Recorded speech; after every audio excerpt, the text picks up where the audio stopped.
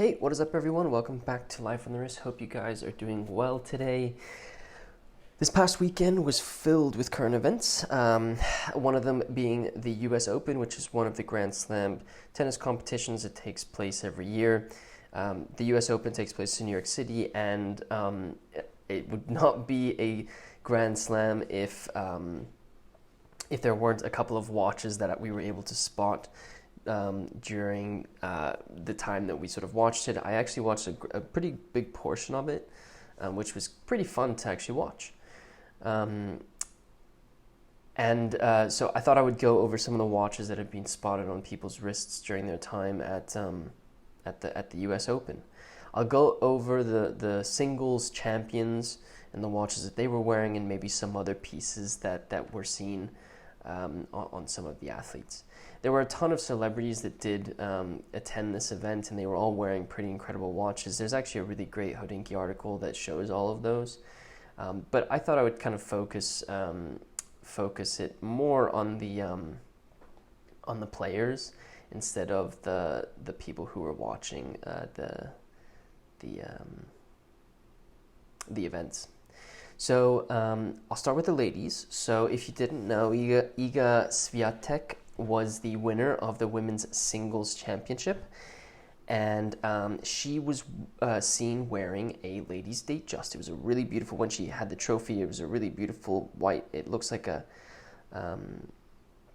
white dial with the Everose gold case, and looks like there's Roman numerals on it as well. Rolex is obviously a huge sponsor of this event,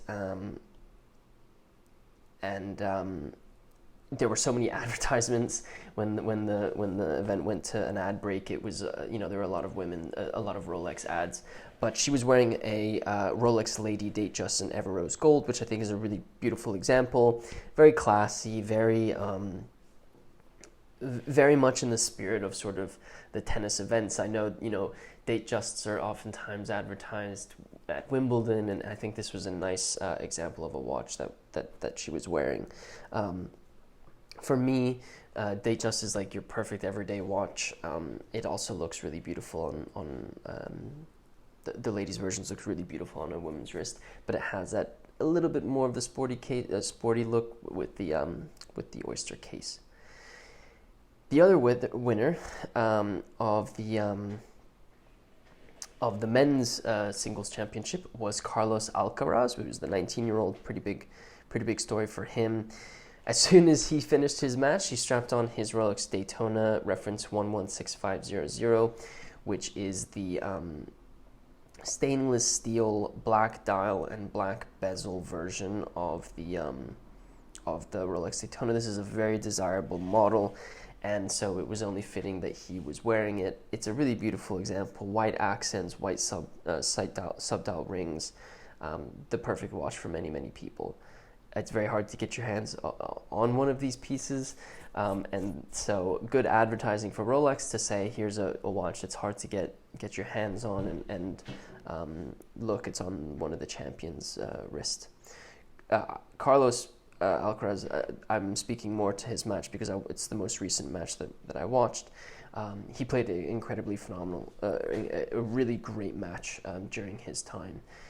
I really loved Ruud. I think he did a phenomenal job in competing and staying in the match. I really hope that he has the opportunity to win a Grand Slam soon, and we'll have to see if that ends up happening. But I have great optimism for the tennis arena if these two folks are going to be on it.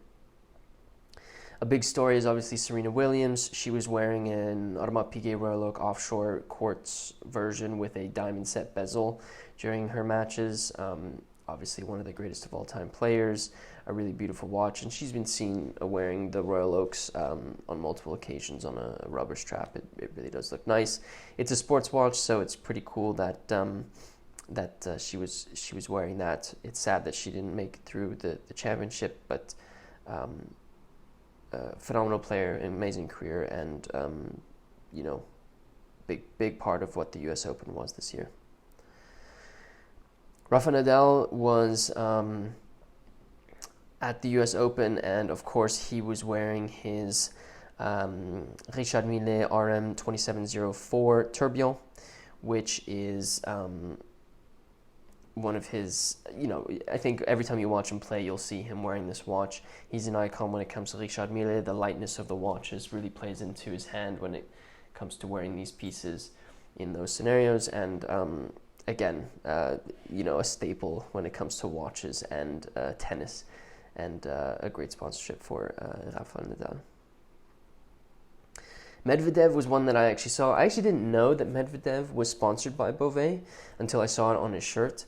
But pretty cool that he's sponsored by Bovet. Bovet is I'll call it a smaller brand than sort of some of the larger, let's just compare it to Rolex, for example, a little bit smaller than Rolex. And so it was pretty cool to see Medvedev sponsored by Bovet.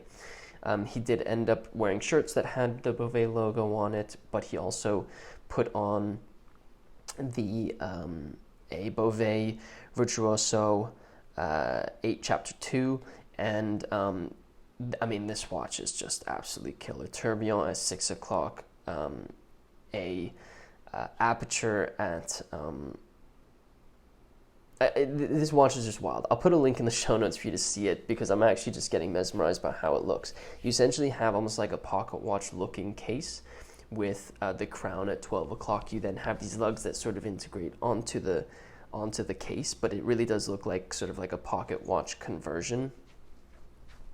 You have a tourbillon at 6 o'clock, and then you have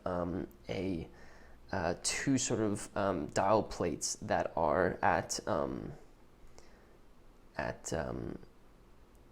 let's call it 9 o'clock and 3 o'clock. They're a little bit further up on the watch. You then have your hours and minutes hands. You have a seconds hands. Where the tourbillon is, you have a large date on the dial plate on the right, and then you have a power reserve indicator on the dial plate on the left.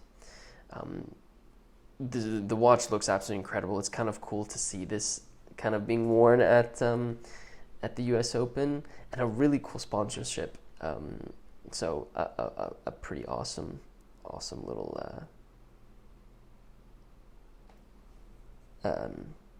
little watch that was spotted.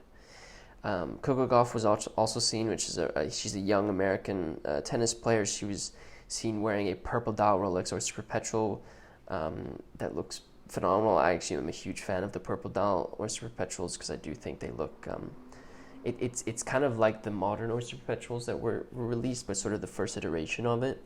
And I also like the way that the purple looks different in different lights. So that's pretty cool. Jensen Brooksby was also seen wearing a GC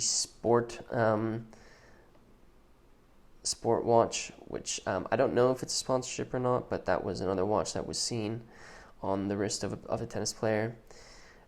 Sebastian Korda was also seen wearing a Richard Mille similar to Rafael Nadal. He was wearing an RM 6702. It looked like it didn't have a rubber strap on, which is kind of an interesting choice, especially when you're playing tennis. But the black color of it looks really nice. And I think that's really all the watches that were seen, or that I'll go over, that were seen on tennis players' wrists during this competition. It was a great watch spotting opportunity. There were a lot of celebrities that were seen at some of the big matches, and they were wearing some nice watches too. I'll put a link in the show notes to a Hodinkee article where you can see some of the watches that were spotted and the watches that I spoke about in this video.